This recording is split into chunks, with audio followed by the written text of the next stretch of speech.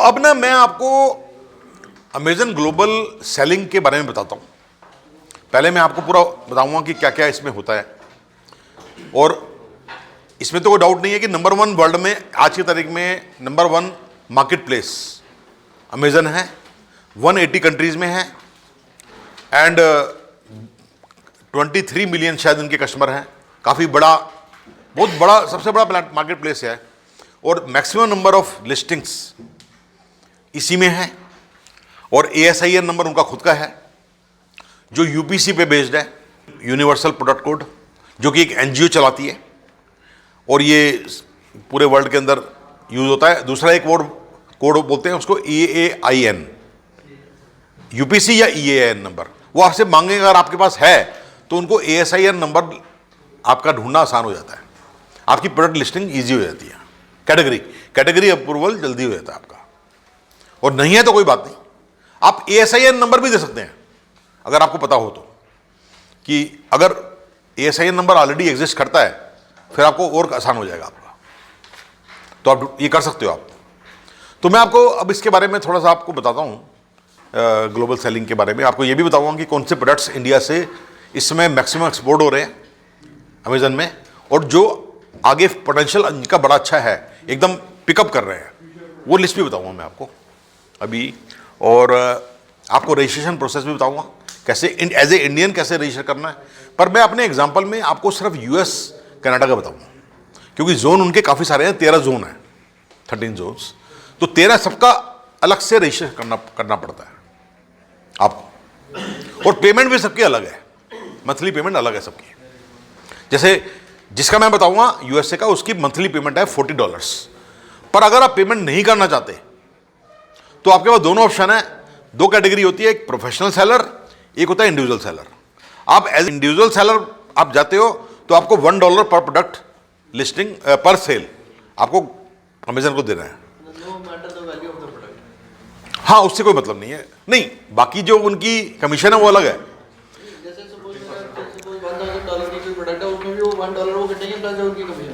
हाँ, और कमीशन जो है उनका करीब 15% बैठता है, but it ranges actually exactly it ranges from 2 to 13%। जैसे बुक्स पे सिर्फ 2% है, बुक्स पे वो सिर्फ 2% लेते हैं अपना कमीशन, पर ज़्यादातर प्रोडक्ट्स पे 8%, 10%, आप मान के चलिए सब मिला मिलू के आपका 15% का खर्चा है। और अगर आपकी सेल क्वांटिटी पर मंथ 40 से ज़्यादा है तो नेचुरल बात है आप मंथली में जाओगे आप। और अभी इंडियंस के लिए उन्होंने 3 महीने फ्री दिए हुए हैं। अगर आप मंथली प्लान में जाते हैं तो आपको 1 महीने का देना है, बाकी नेक्स्ट 3 मंथ आपके फ्री हैं। अभी स्कीम चलती रहती है, इनकी अलग अलग स्कीमें आती रहती हैं, राइट।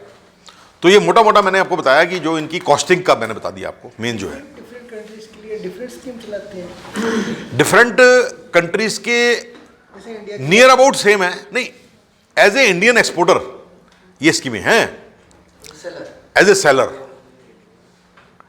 राइट। जैसे कुछ और हमसे पुअर कंट्री उनके लिए अलग से होगा कुछ सिस्टम, जैसे हम इतना। हाँ, बांग्लादेश के लिए हो सकता है कि और कम हो, आप सही कह रहे हैं, बिल्कुल सही कह रहे हैं, हो सकता है। वैसे इंडिया के लिए भी काफ़ी कम रखा हुआ है इन्होंने, जो प्राइसिंग है मेरे ख्याल रॉक बॉटम है इंडिया के लिए। कंट्री एंड पुअर कंट्री के लिए डिफरेंट होगा ऑब्वियसली, पर उनके लिए उन कंट्रीज में वो इतने एक्टिव नहीं होंगे ना। इंडिया में एक एक्टिव कंट्री है उनके लिए, India is a very big market. वो चेक करते हैं ना, वेदर WTO के मेंबर हैं, वो कंट्री नहीं है, वो उसके भी उनके अलग-अलग पैरामीटर्स होंगे। 181 मेंबर है तो होंगे। हाँ, वो तो मेंबर तो खैर होंगे ही, मेंबर का इशू नहीं होगा। मेन बात ये है कि इंडिया एक बड़ी इंपॉर्टेंट मार्केट है, प्रोस्पेक्टिव भी है, एज ए सेलर आल्सो और as a buyer also, established है। तो आपको मैं एक बात तो बता दूं कि कुछ मार्केट प्लेसेज हैं, जैसे यूरोप वगैरह हैं और मिडल ईस्ट है, वहाँ पे आपको वैट भी लेना पड़ता है। जैसे GST लेते हैं इंडिया में, अगर आपको एक्सपोर्ट करना है उन जोन में, USA में आपको जरूरत नहीं है, USA में आपको वैट अप्लाई करने की जरूरत नहीं है, पर आपको वहाँ का वैट अप्लाई करना पड़ेगा। इस तरह के बैरियर्स हैं थोड़े से। और जापान में जैसे आपको इंपोर्टर ढूंढना पड़ेगा जो आपके यहाँ पे इंपोर्ट करे, जापान में ये प्रॉब्लम है, तो इसलिए सर्च कर सकते हैं। हाँ, सारी इन्फॉर्मेशन मिल जाएगी आपको, कोई दिक्कत नहीं है, मैं भी बता रहा हूँ आपको। और इसलिए लोग क्या करते हैं इंडिया से ज़्यादातर maximum they start with US, जो मैं भी आपको दिखा रहा हूँ। जब उनका एस्टेब्लिश हो जाता है US पे, तो नेक्स्ट उनका स्टॉप होता है यूके, और यूके भी अगर एस्टेब्लिश हो जाता है तो फिर नेक्स्ट स्टेप होता है जापान। जापान में फिर उनको कोई बंदा ढूंढना पड़ता है, अगर नहीं भी मिलता तो आपको अमेजन हेल्प करेगा। अमेजन की जो थर्ड पार्टीज हैं वो आपको हेल्प करेंगी। उनको इंपोर्टर ऑन रिकॉर्ड चाहिए, कस्टम रिकॉर्ड में, कि किस कौन बंदा है, अगर कुछ दिक्कत हो जाए तो किसको पकड़ेंगे। इंटरनेशनल अगर जापान में, ग्लोबल लेवल पे उनको चाहिए। जापान में यूएसए में रिक्वायरमेंट नहीं है। यूएसए में तो जो आपकी पार्टी जो माल भेजेगी वो अपने आप कर लेगी, वहाँ ड्यूटी व्यूटी भी दे देगी, सब दे देगी, आपको कुछ नहीं करना, ईजी है। USA is a very easy market, इसीलिए इंडियन की मैक्सिमम सेल भी यूएसए में ही होती है। यूएसए, कनाडा और मैक्सिको में ही होती है। एक ही जोन है, ये सिंगल जोन है। तो जो मैं आपको बता रहा हूँ, इसके तीनों के मिला के प्राइस $40 है आपका, तीनों के अंदर कवर हो जाता है इस जोन में। ब्राज़ील भी है, पर ब्राज़ील के लिए अलग है, ब्राज़ील इसमें इंक्लूड नहीं है प्राइस में। उसके लिए अगर आपको ब्राज़ील भी बेचना है, हालांकि ब्राज़ील में इतनी सेल होनी नहीं है आपकी कोई खास, तो अनलेस कि आपका प्रोडक्ट ऐसा हो जो आपको लगता है ब्राज़ील में ज़्यादा बिकेगा, वो अलग बात है। तो अमेरिका में 4 जोन है, मैक्सिको, यूएसए, कनाडा और ब्राज़ील, 4 जोन है। तो मैं आपको दिखाता हूँ इसके बारे में। देखिए क्या क्या रिक्वायरमेंट है आपकी। यूएस में बेचने के लिए आपको रिक्वायरमेंट है बिजनेस लाइसेंस, वो आपको हेल्प मिल जाएगी सारी, कोई दिक्कत नहीं है। Tax ID number, bank account अपना इंडिया का, ये टैक्स आईडी अपना इंडिया, ये सारी चीज़ें आपकी इंडिया की हैं। अगर आपके पास नहीं है तो आपको उनके पास सर्विसेज हैं, थर्ड पार्टी वेंडर हैं, आपको हेल्प करेंगे। जैसे आपको कंपनी बनानी है या कोई कंपनी फॉर्म करनी है इंडिया में ही, तो ये सारी इंफॉर्मेशन, ये सारी चीज़ें होनी चाहिए आपके पास। आपके पास इंडिया में आईसी नंबर चाहिए। ये बिजनेस एक्सपोर्ट के लिए तो आपको आईसी नंबर चाहिए, तो आईसी नंबर से हो जाएगा। टैक्स के लिए आपको पैन नंबर, या जैसा भी कंपनी के हिसाब से कंपनी का पैन नंबर भी होता है। बैंक अकाउंट चाहिए, करंट अकाउंट इंडिया में। क्रेडिट कार्ड चाहिए उसको पे करने के लिए, अमेजन को पे करने के लिए। आपके पास एक इंटरनेशनल क्रेडिट कार्ड होना चाहिए जिससे कि आप अमेजन को पे कर सको। डेबिट कार्ड भी डाल सकते हो, कोई दिक्कत नहीं। Business name, address and contact. अगर आप as a professional, as a business आप एक्सपोर्ट कर रहे हो, एज ए इंडिविजुअल कर रहे हो तो कोई दिक्कत नहीं।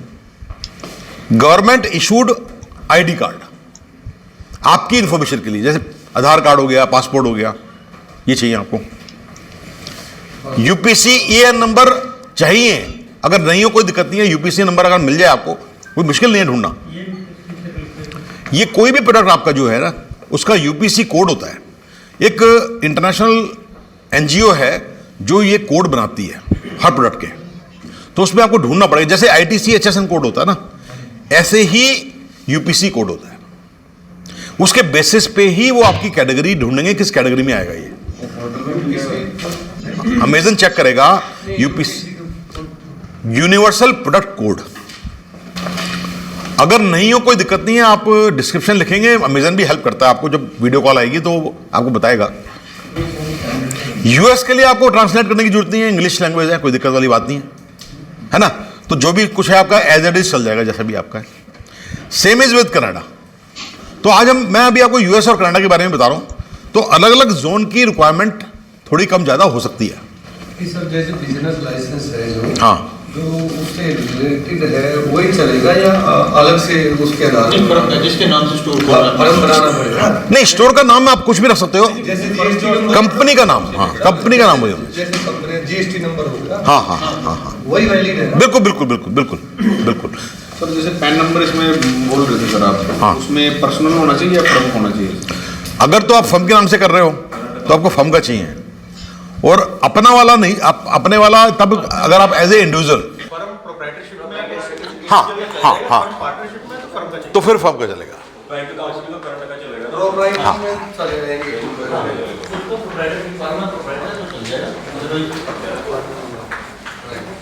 अच्छा, ये मैंने आपको, मैं पीपीटी भेज दूंगा, इसमें मैंने लिखा है कि किस जोन में जाने के क्या प्लस पॉइंट है इंडियंस के लिए। ये इंडियंस के लिए है कि एज ए इंडियन एक्सपोर्टर आप जिस जोन में जा रहे हो, आपके क्या एडवांटेजेस है, क्या डिसएडवांटेज है। ये मैंने पूरा निकाल के, मैंने पूरी शीट बनाई हुई है, ये मैं आपको भेज दूंगा। हाँ, उसके अंदर आप देखिए, उसमें तो बड़ी सीधी बात है कनाडा, यूएस वगैरह में, it is these are easy to enter, और वो आपके प्रोडक्ट को अगर लाइक करते हैं तो इजीली आपका सेल हो जाएगा। आपका कोई बैरियर नहीं है। बैरियर अगर कुछ है तो बस वो टैक्सेस वाला ही है, और टैक्सेस वाला यूएस में नहीं है, कनाडा में है। टैक्सेस का कनाडा का सिस्टम अलग है, यूएस वाला नहीं है। तो वहां पे आपके को थोड़ा समझना पड़ेगा कि वो टैक्सेस कैसे होंगे। अब जैसे मैक्सिको में अगर आप एफबीए सर्विस के थ्रू करते हो, प्राइम, अमेजन प्राइम करते हो, तो आपको एक बंदा ढूंढना पड़ेगा, वो इंपोर्टर फॉर रिकॉर्ड। जैसे जापान की प्रॉब्लम है, वो वाली मैक्सिको में भी है आपको। ये मैंने ये जो आपको पहले ही बता दिया, एक चार्ट बना दिया कि क्या बैरियर्स क्या हैं जिसका सोल्यूशन आपको निकालना पड़ेगा। यूएस में कोई बैरियर नहीं है। यूएस सबसे इजी मार्केट है, इसलिए मैंने यूएस का नाम लिखा ही नहीं, क्योंकि यूएस का बैरियर है ही नहीं, तो मैंने इसमें डाला ही नहीं है। ये मैंने एक्स्ट्रा शीट बनाई हुई है, मैं आपको एज इट इज भेज दूंगा मैं आपको। ओके, तो उसमें आपको ये मालूम पड़ जाएगा कि किस मार्केट प्लेस में क्या प्लस है और क्या माइनस है। 13 जून है। ओके, अब जैसे यूरोप में भी वही चक्कर है, वैट वाला।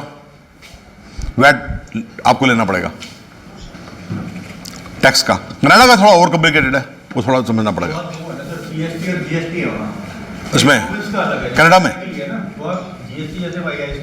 आपको पता होगा ना, आप नहीं, अच्छा, जो आए नहीं है कनाडा में, कनाडा वाले भी आए हुए थे, उनको पता था। हाँ, आप वहाँ है ना कुछ टैक्स का, क्या कुछ, हाँ हाँ, अलग अलग है।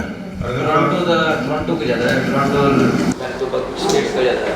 उधर वो है आपके ये टैक्सेस कम है, बीसी ज़्यादा है, लेकिन वहाँ प्रॉब्लम ये है कि वहाँ की लेबलिंग चेंज हो जाती है। अगर आप टोरंटो या मॉन्ट्रियल में सामान उतारते हो, उधर वैंकूवर में उतारते हो, इधर आपको क्यूबेक और वो लगते हैं, यहाँ फ्रेंच लेबल साथ जुड़ती है। यहाँ लेबल पे फ्रेंच भी चाहिए, फ्रेंच वाली लेबल से नहीं चलेगा उनका, और फ्रेंच लेबल साथ मांगेंगे आपको। तो जैसे जीएसटी एंड आईजीएसटी ऐसे जीएसटी प्लस पेरोल 3 लेने पड़ते हैं। वैसे I am toing with the idea, मैं अपना खुद का एक वेबसाइट बना रहा हूँ अभी, जिसमें मैं इंडियन एक्सपोर्टर्स को हेल्प करूँगा कि जो ग्लोबल सेलिंग करना चाहते हैं, उनको अगर कोई एडवाइस चाहिए तो हम पूरा उसको एडवाइस देंगे। एक सर्विस शुरू कर रहा हूँ, का प्लान बना रहा हूँ मैं, और मैं कोशिश कर रहा हूँ 1-1.5 महीने में लॉन्च करने की कोशिश कर रहा हूँ। उसमें शुरू में हम पूरी फ्री सर्विस देंगे, आपको सारी इन्फॉर्मेशन देंगे। उसके बाद अगर आपको कोई भी मतलब आपको पूरा एग्जैक्ट करा, हाँ, ये कनाडा का कस्टमर रहेंगे, साथ में स्पेशलिस्ट ये, हाँ, प्रोडक्ट वाइज उसको आगे आप और तो डिटेल में अगर आपको कोई भी लिस्टिंग करानी है, कौन सा ये प्रोडक्ट में क्या कमियां हैं, क्यों कैसे ठीक कर सकते हैं, ये सारी सर्विस देंगे हम। नहीं, लेबलिंग का हर एक कंट्री में बड़ा तगड़ा इशू है। साइज फॉन्ट इतना चाहिए, लेबल का साइज इतना बड़ा इतना चाहिए, कई प्रोडक्ट वो तो हर एक इंडिया के अंदर कंट्री वाइज है ना। आप तो इंडिया में तो बैठ के घूम लोगे। अब मेरा एक अमूल का सैंपल आइसक्रीम का फेल हो गया था बठिंडा में। आइसक्रीम का सैंपल क्यों फेल हुआ था कि जो वो कहते हैं कि जो फॉन्ट है आपका जो है उसका जो है इतने इंच का नहीं है। लेबलिंग तो बड़ा, बट वो एक्चुअली ये तो इंडिया में भी है, इसमें अपना एफएससी साइड में बहुत ज़्यादा हुआ है। इधर से भेज देते हैं इंडियन माल, पर जो उधर वाले हैं, जो दूसरे शॉप वाले हैं, गोरे हैं दूसरे, उनकी पैकेजिंग भी अलग आती है, उन्होंने लिखा था कंटेंट्स क्या क्या है सारा कुछ। कैलोरीज है, इतना प्रोटीन है, इतना फैट है, वो सारा। वो बात ठीक भी है ना, आपको कंज्यूमर को अवेयरनेस भी होना चाहिए। अब आप ऐसा उसमें ग्राम लिख दो किसी को दिखे ना इंडिया में क्या कर रहे हैं, शॉपिंग जैसे शॉप लेके जाती है ना यहाँ से बॉटल, तो वो तो पैकेजिंग इधर नहीं होती है, जैसे मंगवा लेते हैं, देन स्टिकर लगवाते हैं, कितना कार्बोहाइड्रेट्स हैं, कितना फैट है, कितना प्रोटीन, सारा इवन वो एनर्जी, सॉरी क्या कार्बोहाइड्रेट्स, कितने एनर्जी है वो आपको वो तक देना है, कितने कैलोरी एनर्जी है। अगर आप इंडिया में भी है, उस लेवल पे नहीं है तो मार्केट में इंडिया में तो स्टिकरिंग अलाउड ही नहीं है, जो क्राइम भी है। तो आप मार्केट में आ नहीं सकते प्रोडक्ट। नहीं वो है कंपनियां वहां अलग हैं। अब प्रोडक्ट ये तो आप चाहे कोई भी प्रोडक्ट हो, लोअर से लोअर उसको तो वो तो करोगे लेवल, ऐसे कौन लेवल? ये चीजें हमारे यहाँ इंडिया में नहीं होती। नहीं बिल्कुल नहीं, ऐसा कोई प्रोडक्ट नहीं जिसके ऊपर मालिक को लेवल दो प्रोडक्ट होते हैं, एक बारीक लिख देते हैं, वो दिखाई नहीं देता। हाँ, उनको यही है ना। नहीं फॉन्ट साइज के साइड में कहाँ पर है? वो नीचे लगा देंगे,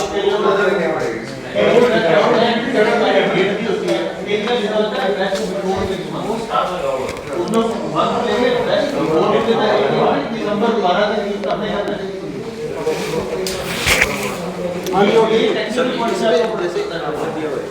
में भी इंपोर्टर की जरूरत पड़ेगी, यूरोप में भी इंपोर्टर की जरूरत पड़ती है। टैक्स आईडी, वैट लेना पड़ेगा इटली में। यूरोप में, पूरे यूरोप में आपको वैट लेना पड़ेगा, वैट अप्लाई करना पड़ेगा एज ए फॉरनर। हाँ हाँ, कर सकते हो, कोई दिक्कत नहीं। आपने वैट अप्लाई कर दिया, उसके बाद आप वहाँ पे माल अपना कर सकते हो, ड्यूटी व्यूटी सब दे सकते हो, कोई दिक्कत नहीं। वहाँ ड्यूटी क्या, वैट ही है, बाकी ड्यूटी क्या कोई खास है नहीं, मेन तो वैट ही है। ये कंपनियां देखो सर कितना ग्रो करती है कि ना, बांग्लादेश की कंपनी भी आई है इंडिया में प्लांट यूज करके, जबरदस्त बिजनेस कर रहे हैं। इट वाज अच्छा। आइसक्रीम प्लांट था वो बांग्लादेश के अंदर, हाँ, हाँ। उसने ग्रो करके अब उसने फूड में, कन्फेक्शनरी में, सब में उसमें आ गया। आप उसका पैकिंग और प्रोडक्ट देखो। देखिए, एक बार आपका सेट हो गया ना, एक बार सारी ये इनिशियल प्रॉब्लम आपकी सेट हो गई, उसके बाद माल बेचना आसान है। क्यों? क्योंकि आपको पार्टियां ढूंढनी नहीं, आपको मार्केटिंग तो करनी नहीं है, आपको सिर्फ अपना जो तामझाम बना रहे हो, जो भी जितना भी प्रोडक्ट्स बना रहे हो, अपने प्रोडक्ट्स के बारे में उस पर फोकस करना है। तो ये आपको, क्योंकि हर जगह नहीं भागना, तो आपके पास टाइम बहुत है। आपने एक बार सेटअप कर दिया तो आप अपने ऑपरेशंस पे ध्यान देना है आपने, इससे बढ़िया क्या होगा।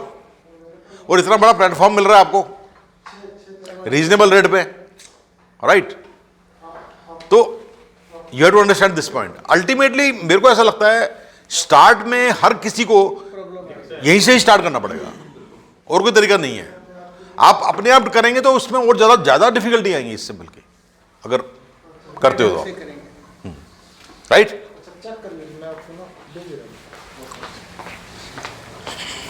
तो ये वाली मैं शीट भेज दूंगा दोनों आपको।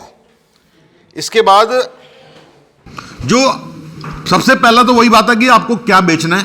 ये तो अमेजन पे आपको ये डिसाइड करना है, पहला स्टेप, कि भाई क्या बेचना है, कि कौन से जोन में बेचना है। अब हो सकता है आपका ऐसा प्रोडक्ट हो जो यूएसए के हिसाब से हो ही ना, उस जोन के लिए बढ़िया ना हो, यूरोप के लिए बेटर हो, वो अलग बात है। तो मैं एज्यूम कर रहा हूं, जो मैं आपको बताऊंगा वो यूएस के बारे में बताऊंगा, जो सबसे ईजी है। तो कंसिडर फैक्टर्स लाइक, जैसे लोकल टैक्सेस बताया मैंने आपको, कितने टैक्सेस है, जैसे कनाडा के अंदर टैक्सेस डिफरेंट टाइप के हैं, तो ये चीज़ भी आपको कंसिडर करनी पड़ेगी। और कोई और रेगुलेशन है, ये आप चेक कर लीजिए। कैसे जीरो करेंगे, किस प्रोडक्ट के ऊपर करेंगे, क्या चीज, प्रोडक्ट कैसे जीरो करिए, प्रोडक्ट कैसे। मैंने आपको बताया था एक वेबसाइट है जंगल स्काउट, जंगल स्काउट, जंगल स्काउट। जंगल स्काउट के पास सारा इंटरनल डाटा है अमेजन का, वो आपको एग्जैक्टली बताएंगे। अगर आप फ्री नहीं है, पर अनफॉर्चुनेटली पेड वाले में आप अगर ट्रायल मिल जाए आपको, उसका ट्रायल के अंदर भी आप निकाल सकते हो, आपको बताएंगे कौन सा प्रोडक्ट किस कंट्री से कैसे बिक रहा है, वो पार्टी का नाम भी बता देंगे, कौन बेच रहा है, किसको बेच रहा है, वो सारी चीजें इसमें आ जाएगी। और एक पर्टिकुलर प्रोडक्ट के कौन कौन मेन बायर हैं, B2B और B2C। B2C तो ऑब्वियसली बहुत ज़्यादा होंगे, तो आपका भी इंटरेस्ट नहीं होगा। तो वो सारी की सारी पूरी टोटल रिसर्च, मंथली कितना है, एक पर्टिकुलर बंदे ने कितना यूनिट बेची है, एवरेज पर्सन। ये फ्री डाटा है, cic.gc.ca फ्री है, कनाडा के लिए तो अवेलेबल है। इवन अच्छा अच्छा अच्छा अच्छा अच्छा।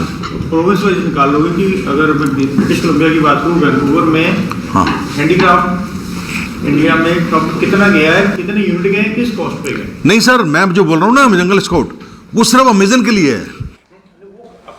तो कंट्री वाइज है। इसलिए लिखा है वो क्योंकि इन्होंने ना ये पायलट प्रोग्राम भी स्टार्ट किया हुआ है। अगर आपने इन्वेस्ट करने के लिए मूव होना है, हाँ, उसके लिए तुम किस चीज में इन्वेस्ट कर सकते जो हो। उनका ये आपका investment Jungle Scout pilot program से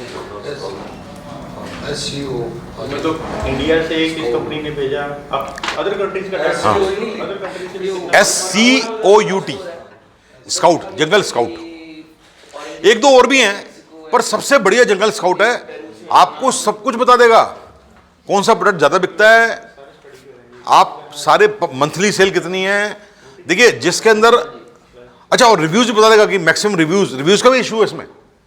इसमें सिर्फ बिकता है माल, रिव्यू कितने रिव्यू पे माल बिक रहा है, उससे कम रिव्यू आपका हुआ तो माल में कितना कम हो जाएगा माल बिकना, ये सारी चीजें हैं उसमें। उसमें आपको आप लर्निंग कर जाओ ना स्काउट के बारे में, तो आपको मालूम पड़ जाएगा। जिसमें बहुत ज़्यादा बंदे बेच रहे हैं तो नेचुरल बात है आपको दिक्कत आएगी। तो ऐसा आइटम ढूंढो जो ज़्यादा लोग ना बेच रहे हों और उसकी पर यूनिट सेल ज़्यादा हो, ऐसे इस तरह की इंफॉर्मेशन निकाल के आपको निकालनी पड़ेगी, तो उससे आपको मालूम पड़ेगा कौन सा प्रोडक्ट बेचने में फायदा है। तो इवन मैं लास्ट टाइम एक बंदे को ऐसे मिला अभी विनीपेग मैनिटोबा की बात है, हाँ आंध्र प्रदेश से यहाँ से था पर्सन, अच्छा उसका डिस्कस हुआ, मैंने कहा मैं स्टडी के ऊपर हूँ, उसके साथ रात को बैठे, उसने बिल्कुल ही डिफरेंट बात बताई। एक कनाडा में कैनोला ऑयल बहुत चलता है अपने यहाँ, कैनोला, हाँ हाँ हाँ हाँ, कनाडा में चलते हैं कैनोला है। वो वहाँ से कैनोला उठा के यूक्रेन में बेच रहा है। हाँ वो कहते हैं इंडियन प्रोडक्ट में यहाँ लाता हूँ 50 तरह की फॉर्मेलिटीज है, यूक्रेन में कुछ नहीं है, कनाडा में भरा पड़ा कैनोला, किसी से भी जाके तो वो डायरेक्ट क्यों नहीं ले रहे वहाँ से, यूक्रेन वाले डायरेक्ट क्यों नहीं ले रहे? उनके इंटरनल वो तो सब यूक्रेन तो वैसे भूखने का कंट्री है। वो तो इंटरनल उनका होम वॉर जो लगी है, जाकर वही बिजी हैं, उनके ट्रेडर्स नहीं काम कर पा रहे होंगे, वो बंदा वहाँ से उठा के वो थर्ड कंट्री हो गया ना। यूक्रेन तो डिसइंटीग्रेट होगा ना रशिया से, इनका बड़ा बुरा हाल है जो रशिया से डिसइंटीग्रेट हो गया। अर्मानिया, यूक्रेन, अजरबैजान, लिथुआनिया, वो फॉर्मर सोवियत यूनियन वाले हैं ना, तो उनके पास अभी वो डेवलप नहीं है वो प्रॉपर्ली। ठीक कर रहे हैं आप, ठीक कर रहे हैं। तो सेकंड स्टेप आपका है रजिस्टर। मैं भी आपको रजिस्ट्रेशन का प्रोसेस बताऊंगा अभी डिटेल के अंदर। सेकंड वाला जो पॉइंट है मेन इंपॉर्टेंट वो है, वो मैं आपको स्टेप बाय स्टेप बताऊंगा रजिस्ट्रेशन का। तो इसके अंदर आपको बेसिकली करना क्या, सेलर सेंट्रल बोलते हैं, सेलर सेंट्रल अकाउंट बनाना पड़ता है, उसको बोलते हैं सेलर सेंट्रल, जो हर जोन का अलग होता है। इंडिया का अलग होगा, यूएसए का अलग होगा। अगर आपका फर्ज करो ऑलरेडी सेलर सेंट्रल अकाउंट है इंडिया में, तो आपको यूएसए का अलग बनाना पड़ेगा, जापान का अलग बनाना पड़ेगा, यूके का अलग बनाना पड़ेगा। पर इसका सबका एक सिंगल डैशबोर्ड मिल जाएगा आपको, जहां पे सबका डाटा आपका एक जगह पे मालूम पड़ जाएगा। पर लिस्टिंग करने के लिए आपको अलग अलग अकाउंट में जाना पड़ेगा, पर आपस में लिंक्ड होंगे वो। आपको एक सेंट्रल डैशबोर्ड मिल जाएगा जहां पे सब जगह का डाटा। क्योंकि इसमें एक और चीज होती है, इसमें कुछ रूल्स होते हैं अमेजन के, वो आपको फॉलो करने होते हैं। रूल्स क्या होते हैं, आप चाहे अमेजन के थ्रू भेजो मतलब माल, चाहे आप खुद भेजो, पर आपको जो अमेजन के रूल्स हैं वो फॉलो करने हैं। जैसे फॉर एग्जांपल, अगर कोई कस्टमर आपसे फीडबैक मांगता है, कोई क्वेश्चन करता है, तो आपको 24 आवर में जवाब देना है, अगर आप खुद कर रहे हैं तो, राइट। अगर अमेजन डिलीवरी कर रहा है और वो अमेजन से रिलेटेड है, तो फिर आपकी हेडेक नहीं है, वो अमेजन करेगा, ये इसमें प्लस पॉइंट हो जाता है। पर अगर आप खुद अपना माल एक्सपोर्ट कर रहे हो, मतलब खुद भेज रहे हो डायरेक्ट पार्टी को, FBA यूज नहीं कर रहे अगर आप, तो आपको ये वाले रूल्स फॉलो करने हैं। और इवन एज ए FBA भी, अब इसमें एक और भी रूल है, रिटर्न का भी रूल है, रिटर्न पॉलिसी। जो अमेजन की रिटर्न पॉलिसी है वो आपको फॉलो करनी पड़ेगी। अगर उसमें लिखा है कि भाई आपको वापस लेना पड़ेगा, तो लेना पड़ेगा, वो खर्चा भी आपको उठाना पड़ेगा जब सामान वापस आएगा, राइट। FBA में वो आपको बच जाता है, क्योंकि FBA में तो क्या होता है कि वहीं से माल गया, वहीं पे रिटर्न हो गया वो, तो वो FBA में वो बेनिफिट है। FBA का मतलब फुलफिल बाई अमेजन, और आप खुद करते हो तो वो फुलफिल बाई मर्चेंट, दोनों ऑप्शन है। तो अगर आप खुद करोगे तो शिपिंग चार्जेस आपको देने हैं, आप चार्ज भी आप ही कर रहे हो। और अगर अमेजन करेगा तो वो चार्ज तो करेगा, फिर अमेजन को आप दोगे चार्जेस शिपिंग की बात है, पर उनके सेंटर पे पहुंचाने पड़ेंगे, वो मैंने बताया था शायद आपको। जैसे अगर यूएसए पे कर रहे हो तो आपको यूएसए पहुंचाना पड़ेगा, वो अभी बताता हूं मैं आपको, स्टेप बाय स्टेप बताता हूं आपको। तो ये वाला सेकंड वाला स्टेप समझ में आ गया आपको, रजिस्टर करना है, ये मैं आपको डिटेल में बताऊंगा अभी आपको। थर्ड स्टेप ये है आपका कि फुलफिल कैसे करोगे ऑर्डर्स को। तो या तो आप खुद करोगे या अमेजन के थ्रू करोगे, ये मैंने भी बताया आपको। अमेजन के थ्रू करोगे तो आपको, जैसे यूएसए वाला एग्जांपल ले रहे हैं, तो आपको यूएसए के जो पर्टिकुलर मदर फुलफिलमेंट सेंटर है वहां तक माल पहुंचाना है, जो आपका अगले 180 दिन में बिक जाए, इतना माल आपको पहुंचाना है, राइट, वो शिपमेंट। और अगर आप खुद करते हो तो जैसे जैसे ऑर्डर आते जाएंगे आपको यहां से शिप करना पड़ेगा इंडिया से, चाहे आप रजिस्टर्ड पोस्ट से करो, चाहे स्पीड पोस्ट से करो। अब इंडिविजुअल तो और कोई तरीका है नहीं, कोई ट्रांसपोर्ट वाला तो लेके जाएगा नहीं एक इंडिविजुअल पैकेट। आप या तो DHL करोगे, DHL वाला GST मांगेगा, GST अगर आपके पास नहीं है तो आपको स्पीड पोस्ट से कर सकते हो बिना GST के, और रजिस्टर पोस्ट से। इंटरनेशनल सेल करेंगे पहले अंदर अलाउड है, इंटरनेशनल सेल बिल्कुल बिल्कुल अलाउड है, अलाउड है। रिफंड नहीं मिलेगा ना रिफंड नहीं मिलेगा, बस यही है। 5 से 18 40 लाख तक अगर आपकी टर्नओवर नहीं है तो आपको जीएसटी लेने की जरूरत नहीं है। जैसे अपने यहाँ आईसीसी बिना जीएसटी के तो इश्यू नहीं होगा। हैं? आईसीसी कैसे शुरू होगा? आईसी आईसी बिना जीएसटी के नहीं हो जाएगा। हो जाएगा, बिल्कुल हो जाएगा, तो कंपनी 100% हो जाएगा ना 100% हो जाएगा जी। नहीं आईसी नहीं होगा। कोई जीएसटी की रिक्वायरमेंट नहीं है उसमें, आईसी में जीएसटी की रिक्वायरमेंट नहीं है। अगर है तो अच्छी बात है, नहीं तो कोई दिक्कत नहीं। कि उसमें तो आ गया है कि अगर आप वो कर रहे हो, लेकिन उसमें है कि अगर आपको अदर स्टेट भी करना है तब भी जीएसटी नंबर चाहिए। विद इन स्टेट आप कर सकते हो, स्टेट से बाहर नहीं कर सकते। नहीं तो 40 लाख की लिमिट का फिर फायदा क्या हुआ? उसमें नहीं, एक और भी चीज है, अगर आप जीएसटी होल्डर है, मैं नॉन जीएसटी वेंडर हूँ, मैं तो आप मेरे से वैसे 5,000 से ऊपर का इनवॉइस नहीं ले सकते। वो तो इंडिया में हुआ ना। नहीं विद इन स्टेट है जी। हाँ, विद इन स्टेट हुआ ना। हाँ, विद इन स्टेट की नहीं, मैं तो आपको इंटरनेशनल बता रहा हूँ। इंटरनेशनल में आपको जीएसटी की रिक्वायरमेंट नहीं है। अप टू 40 लाख आपकी मर्जी है। जीएसटी लेना अच्छी बात है, जीएसटी लेने से आपके जो भी खर्चे हैं वो आपके बचेंगे, आपको रिफंड मिलेगा, सब कुछ मिलेगा। पर अगर आप शुरू कर रहे हो, एकदम शुरू में जीएसटी नहीं लेना चाहते और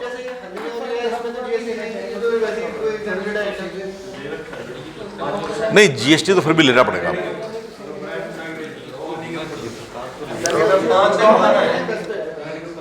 पर ऐसा है ना सर, डब्बे उब्बे भी लोगे, पैकिंग करोगे तो जीएसटी चार्ज करेगा बंदा, तो जीएसटी रिफंड तो लेना ही पड़ेगा ना आपको। सर ये क्या कह रहा है? जैन साहब, हाँ GST will not be divide in any kind of exports of goods और सर्विसेज। हाँ, जीएसटी लेवी नहीं करेंगे वो, पर जीएसटी जो आप सर्विसेज लोगे किसी भी बंदे की इंडिया में, तो उसकी सर्विस टैक्स तो लेगा वो, जीएसटी तो लेगा वो रिफंड लेना पड़ेगा। आपका प्रोडक्ट महंगा हो जाएगा ना जी। आप जीएसटी, आप एंड यूजर बन गए, आपने जीएसटी पे कर दिया, कहाँ आपके पास जीएसटी नंबर होता तो आप वो जीएसटी पे नहीं करते, रिम्बर्स हो जाता आईटीसी में। ये नहीं कह रहा है कि 0% GST will be divide in any kind of exports और गुड्स और सर्विसेज। 0 नहीं, that is for the shipment. जो आप एक्सपोर्ट शिपमेंट कर रहे हो उसमें आपको जीएसटी ना चार्ज करना है ना जमा करना है गवर्नमेंट को, जो मैंने ऑलरेडी ये मतलब है। पर जो आपने इनपुट लिए हैं, डब्बे बनाए थे, डब्बे को भी खरीदे होंगे, फिर आपने C&F एजेंट को भी पैसा दिया होगा, उसकी भी जीएसटी लगेगा। इवन कस्टम वालों को जो पैसा दोगे वो भी जीएसटी होगा। कस्टम वालों के पैसे भी, एसजीएस को इंस्पेक्शन कराया होगा, उसको भी जीएसटी दिया होगा। हाँ हाँ, यस। तो इंडियन गवर्नमेंट ने क्या किया हुआ है कि अगर आप इंडिविजुअल अमेजन पे बेच रहे हो, अगर आपके पास जीएसटी नहीं है तो आप रजिस्टर पोस्ट से या स्पीड पोस्ट से भेज सकते हो। वो आधार कार्ड मांगेंगे, कोई आईडी तो मांगते हैं वो भी। हाँ, आईडी मांगे। एक स्टेट से अदर स्टेट में आप जो प्रोडक्ट तो वहाँ तो चाहिए। पैन कार्ड, इंटरनेशनल में नहीं चाहिए। पैन कार्ड भी मांगते हैं कई बार सर, पोस्ट ऑफिस हाँ? में पैन कार्ड जीएसटी में मांगते दो पार्ट है, आईजी। हाँ, पैन कार्ड नहीं मांगते, रजिस्टर पोस्ट पे पैन कार्ड नहीं मांगते, आपका आईडी कार्ड मांगते हैं, आधार कार्ड वगैरह वो मांगेंगे। वो तो अलग चीज है, क्योंकि आपके इसमें भेजना में जो .in में अगर आप रजिस्टर करते हो ना जी, उसमें तो 3 कॉलम है कि अच्छा। आप विद इन जोन अपनी स्टेट में सेल करोगे और फिर वहाँ आता है कि जीएसटी है या नहीं। आईसी में Amazon.in में हाँ, अमेजन वो नहीं, वो इंडिया जोन के लिए है। स्टेट जोन के लिए है वो। हाँ, मैं वही कह रहा हूँ, स्टेट अगर जीएसटी नंबर नहीं है तो आप जैसे यूएसए जोन है ऐसे इंडिया भी तो जोन है ना। आप इंडिया में अगर बेचोगे तो इंडिया के हिसाब से चलना पड़ेगा आपको। शेयरिंग होता है स्टेट से। हाँ जैसे लिखा था ना वहाँ के लोग स्टेट से उनका शेयरिंग है ना जीएसटी। हाँ, उसी पर यूएसए में बेचने के लिए आपको यूएसए वालों को जीएसटी से कोई मतलब नहीं है, आपके जीएसटी से कोई मतलब नहीं है उनको। आप यूएसए जोन में डील कर रहे हो, अब आप यूएसए जोन में जो डील कर रहे हो उसमें जीएसटी को कोई मतलब नहीं है। वैट लगता होगा ना सर। हाँ, नहीं वैट लगता है पर यूएसए में नहीं लगता, वो कनाडा में और मैक्सिको में लगता है, यूएसए में नहीं लगता। वहां यूएसए में कुछ नहीं है, राइट। तो ये है पॉइंट, इसमें ये समझने वाली बात है। तो आप जो एक्सपोर्ट करोगे उसमें फिर वो वाली बात आ जाती है। तो ये पॉइंट समझ में आ गया।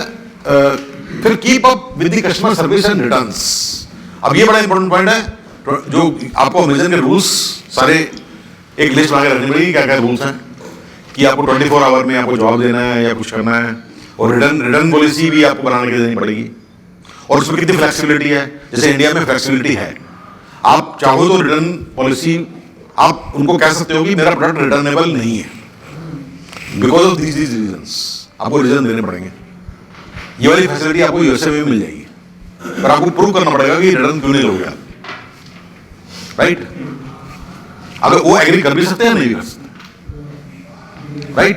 तो ये 4 स्टेप है मेन।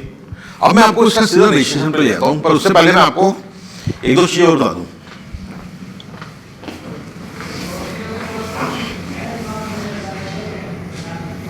ये देखिए, ये 13 मार्केट प्लेसेस हैं, 175 फुलफिलमेंट सेंटर हैं अक्रॉस द वर्ल्ड। 180 कंट्रीज में काफी सारे इनके कस्टमर हैं, और product category 30 product category 30 plus अलग अलग कैटेगरीज, मेन चैप्टर। ये सारे मार्केट प्लेसेस हैं। अमेरिका में है यूएसए, कनाडा, मैक्सिको और ब्राजील। यूरोप में है यूके, जर्मनी, फ्रांस, इटली। पर इसके अंदर क्या है कि पूरा यूरोप कवर होता है। एक यूके एक जोन है और बाकी सारा यूरोप एक जोन है। तो आपको पेमेंट सिर्फ एक ही जोन यूरोप में पूरा कवर होगा, आपको यूके की अलग देनी है और रेस्ट ऑफ द यूरोप की अलग पेमेंट करनी है, मंथली पेमेंट जो होती है। एशिया पैसिफिक में जापान, चाइना, इंडिया और ऑस्ट्रेलिया, ये इनके जोन है।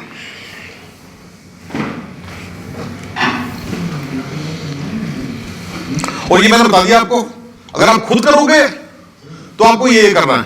अगर आप खुद करते हो शिपिंग आप खुद करते हो, तो fulfil orders in compliance with the local regulations and requirements, provide timely customer support in the local language, handle all returns in compliance with the Amazon return policy. मैं आपको एक बात बता देता हूं, प्रैक्टिकल बात, एक्सपोर्ट बिना एफबीए के पॉसिबल नहीं है, सही मायने में। शुरू में आप अपने एक्सपीरियंस के लिए कर सकते हो, अलग बात है, पर बिना एफबीए सर्विस के फायदा नहीं है। एक्सपोर्ट प्रैक्टिकल नहीं है, आपको अमेजन एफबीए सर्विस लेनी पड़ेगी। मतलब चाहे अभी लो चाहे बाद में लो, आप शुरुआत आप कर सकते हो, शुरू में आपको नॉलेज हो जाएगी, पर आपको एफबीए सर्विस लेनी पड़ेगी, क्योंकि लोकल बंदे से डील करना, उसको जवाब देना, ये सब चीजें करना आसान नहीं है। You need professional people, you know. ये सारी रिटर्न पॉलिसी भी होती है, कई चीजें होती हैं, तो इसमें काफी हेडेक्स हैं, काफी दिक्कतें आएंगी। आपको डुएबल है, ऐसा नहीं है कि नहीं कर सकते, but it is little difficult. तो यूएसए में फिर भी आप मैनेज कर लोगे, क्योंकि यूएसए में इतना सिंप्लीफाई, इंग्लिश बोलते हैं, सब कुछ बोलते हैं, कर सकते हो आप। पर अगर आप यूएसए से बाहर जाओगे तो बिना एफबीए के नहीं जा सकते। जब आपका यूएसए में आपने खुद अपना शिपिंग करने के बाद जब एफबीए ले लोगे, जब वो पूरा सेट हो जाएगा, तब आप बाकी कंट्रीज के बारे में सोचो। सबसे बढ़िया तरीका है, you start with US, learn things, then you enter into other places. This is the proper process which people use. तो एफबीए मतलब फुलफिलमेंट बाय अमेजन, ये वाला जो, इसमें आपको सिर्फ अपनी शिपमेंट को भेजना है बस अमेजन के पास, बाकी वो अमेजन हैंडल करेगा, आपकी सारी हेडेक खत्म। उसके बाद हाउ डू आई रजिस्टर, ये अभी बताऊंगा आपको। ये थोड़े से स्टेप्स हैं। Assess Amazon seller account options, research the registration requirement of the each market, मैं आपको यूएस के बारे में बताऊंगा। Establish a preferred payment method, create an account for each market place. इसमें बेसिकली आप अपना जो बैंक का अकाउंट है वो लिंक करोगे आप अमेजन के साथ, वहां पेमेंट आएगी आपको। Create an account for each market place you want to sell, select a listing tool.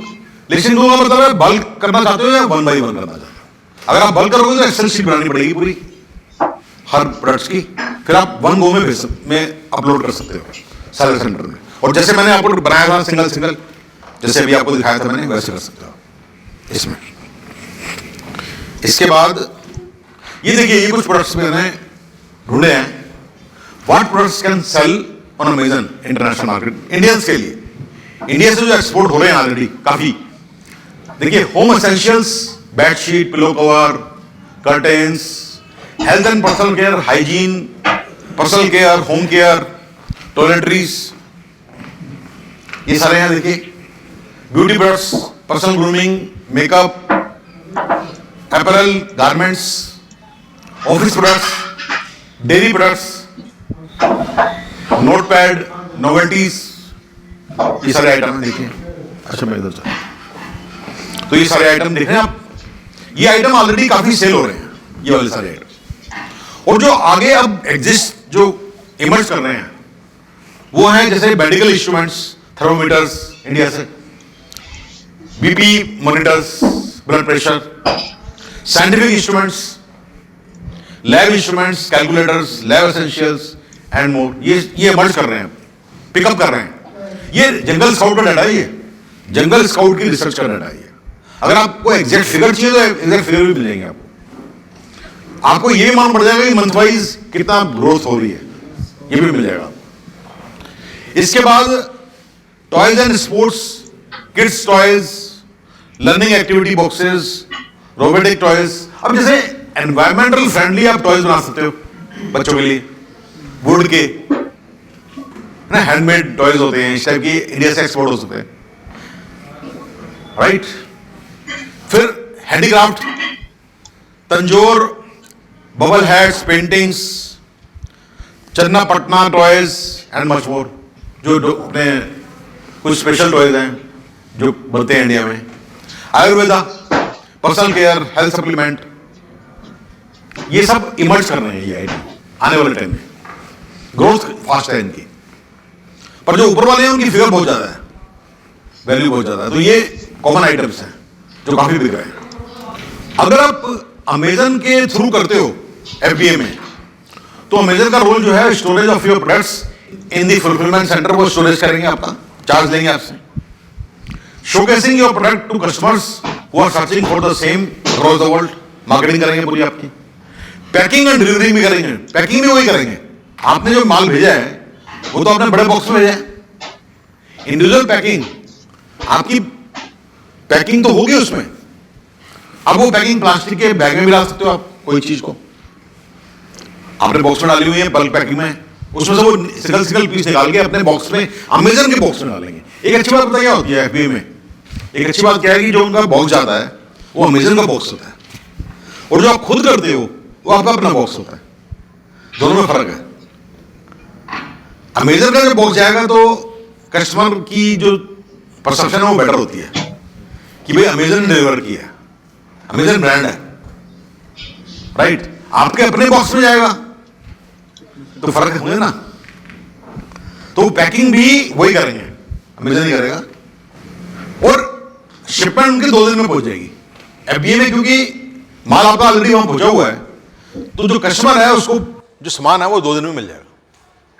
अगर आपको अपने प्रोडक्ट में कॉन्फिडेंस है और आपको लगता है बिकेगा, और आपने ऑलरेडी ट्राई किया हुआ है, बिक रहा है, तो आपको ये पता है कि 2 दिन के अंदर अगर डिलीवरी हो रही है तो माल एक्सपोर्ट ऑर्डर बढ़ जाएंगे आपके। Payments are given to the seller bank account in INR, और अगर आप INR में नहीं चाहते, आप किसी और करेंसी में चाहते हो, तो वो भी पॉसिबल है। वो आप जैसा भी आप चाहोगे वैसे पेमेंट आ जाएगी, राइट। कॉस्ट देखिए क्या बताता है, मैंने आपको बताया था कि 2 ऑप्शन है, या तो आप $40 दे दो पर मंथ, या आपसे $1 वो लेगा, हाँ $1 लेगा आपसे पर सेल। और जो उसका कमीशन है वो, अगर आप नॉर्मली मैंने बताया ना, कोई 2 से लेके 13% तक है। जैसे बुक्स में 2% है, किसी आइटम में 10% है, किसी में 12% है। आप सारा मतलब मोर और लेस 15% के करीब उसका वो है। तो ये मेन कॉस्ट वो है आपकी, राइट। तो आप चाहे दोनों ऑप्शन में वही बात है। उसमें क्या होता है, जो इंडिविजुअल वाला होता है उसके अंदर वो ऑलरेडी प्राइस बता देते हैं कि इन आइटमों का हम इतना लेंगे। देखिए आप इसमें देख रहे हैं, अगर आप इंडिविजुअल सेलर की तरफ जाते हो जिसमें आप $40 नहीं दे रहे, उसमें उन्होंने क्या किया कि $0.545 से लेके $1.35 पर पीस आपसे कमीशन लेंगे। उनको पता है कि एवरेज प्राइस ही होता है, उस हिसाब से उन्होंने कैलकुलेशन निकाल दिया। और अगर आप प्रोफेशनल सेलर की तरफ जा रहे हो तो वहां परसेंटेज आ जाती है, जो 2 से लेके 13% तक है जो कमीशन है उनका। तो ये उनका मेन इनकम है। अमेजन की जो मेन इनकम है वो यही है। इसके बाद मैंने कुछ एग्जांपल्स बना के दिए हैं, मैं दिखाता हूं आपको। एग्जांपल देखिए, imagine you are a book merchant who just sold Harry Potter for $16। $16 का आपने बेचा। Suppose the customer paid $4 for shipping, आपने शिपिंग रखी $4 एंड गिफ्ट रैपिंग वगैरह कुछ नहीं करा। गिफ्ट रैपिंग का चार्ज अलग होता है, आप अगर देखोगे ना तो उसका चार्ज अलग होता है, आप फ्री भी कर सकते हो उसको, पर उस केस में आपको अमेजन को पे करना पड़ेगा, ठीक है। तो गिफ्ट रैपिंग के चार्ज होते हैं, फ्री भी कर सकते हो आप, जैसे भी आप चाहो उस प्राइस में इंक्लूड कर सकते हो आप गिफ्ट रैपिंग आप कर रहे हो तो assuming that you are individual seller, not the pro, यानी कि आप $1 वाला प्लान लेते हो सपोज, तो उस वाले केस में क्या होगा, देखिए बुक वाले केस में आपका $15 का $16 का माल बिका, $4 शिपिंग, तो 16 और 4 हो गए 20, प्लस रैपिंग के 0 हो गए, गिफ्ट रैपिंग के, माइनस 15% रेफरल 2.4, जनरली वैसे 15% ही बैठता है टोटल मिला के, पर इसमें कुछ ज्यादा आ रहा है। और इस वाले में केस में आप शिपिंग खुद कर रहे हो, तो शिपिंग का खर्चा आपका होगा। आपने चाहे कितना भी चार्ज किया, $4 किया, आपका हो सकता है $2 लग रहा हो, जितना भी लग रहा है 3.9 तो आपने चार्ज किया, कस्टमर से लिया है, पर हो सकता होगा इतना ना हो, उसमें भी कमा रहे हो आप, ये भी हो सकता है, राइट। पर पीस आपका क्या खर्चा बैठ रहा है वो देखना पड़ेगा। आपकी सेल भी 2 दिन तक क्लाइंट तक नहीं पहुंचती अगर आप खुद कर रहे हो। नहीं, ये तो नहीं, ये तो उस वाले में तो आप लिखोगे कि आपकी जो डिलीवरी टाइम है वो 15 दिन है, 20 दिन है, वो लिखोगे आप। हाँ, इसलिए FBA ही पॉसिबल है, FBA ही एक्चुअली प्रैक्टिकल है एक्चुअली में। हाँ, और आपकी शिपिंग चार्ज भी बढ़ जाएंगे उसमें, क्योंकि स्पीड पोस्ट से भेजोगे तो आपके काफी खर्चा बढ़ जाएगा, नेचुरल बात है। तो शुरुआत कर सकते हो आप थोड़ा सा, मतलब कोई बायर मिलेंगे, इक्का दुक्का बायर मिलेंगे, आपको आइडिया लग जाएगा हाँ माल बिकता है, क्या प्रॉब्लम्स आती हैं, बट अल्टीमेटली बिजनेस FBA के थ्रू ही होगा, अदरवाइज नहीं होता।